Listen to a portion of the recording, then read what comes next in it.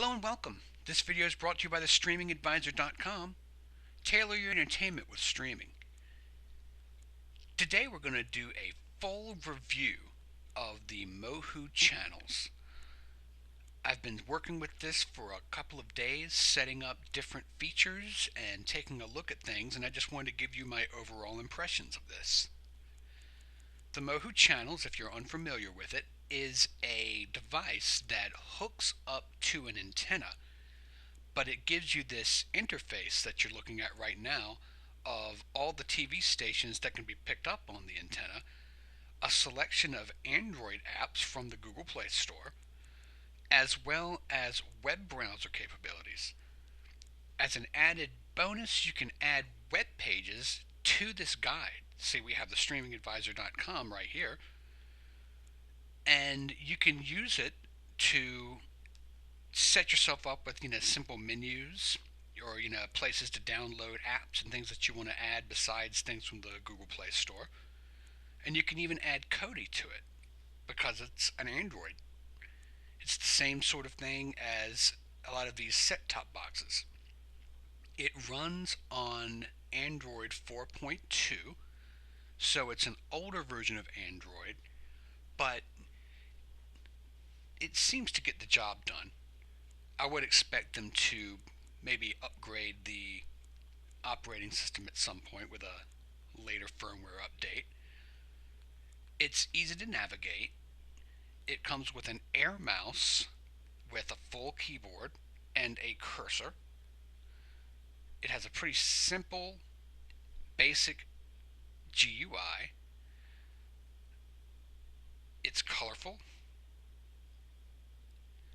and it gives you a decent amount of options for what you want to do. You can remove any channel that you don't want listed. Let's say we want to get rid of Live Well.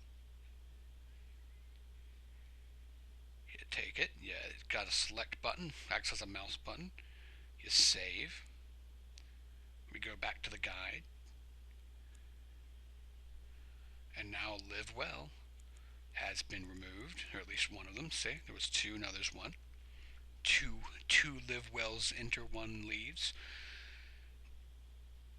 It has a simple way to add new apps or web pages via this. This is where you're going to add channels, apps. So it's easy enough to get around, and the remote itself has all the controls that you need. It's got volume controls. It's got like I said, the mouse cursor button, and of course enter as a select.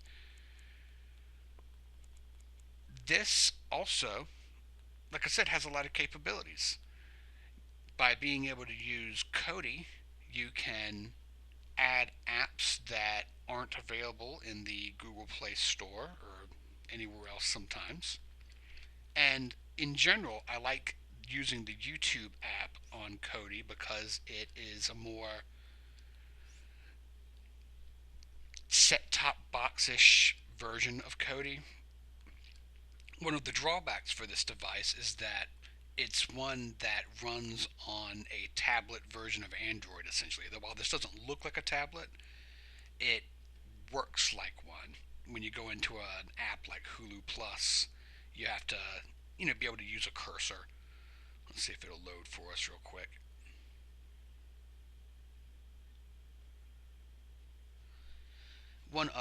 Another problem that they seem to be working on is that from time to time you seem to have to switch from which internet source you're using.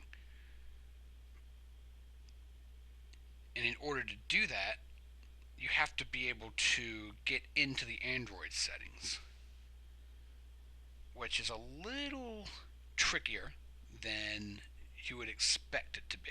There's no Android settings button. You have to go in sort of that back alleyway that I just did. But from here, from time to time, you might find yourself having to switch from Wi-Fi access to regular Ethernet access. So we're going to turn on the Wi-Fi.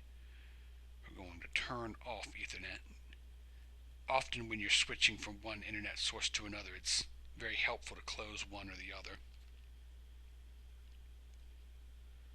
Our network is connected. Now, watch. I bet Hulu Plus will load right up now.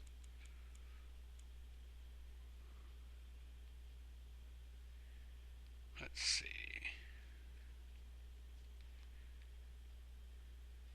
There we are. And so, you need the mouse to run an Android app because there's no way to navigate it without one. But the good news is that, of course, this device does actually come with an Air mouse.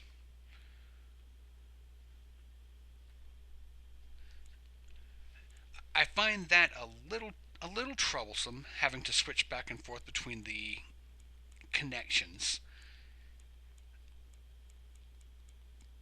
hoping that that goes away, or that even it might even be related to the strength of my internet, which is not very strong. Time Warner. That's right, I said it. So, in general, I think that this is a clever device. I'll show you, for instance, you pull in live TV. PBS seems to be a dependable antenna based station. Huh, you either have excellent or no signal. That's kind of funny. See? You get HD video.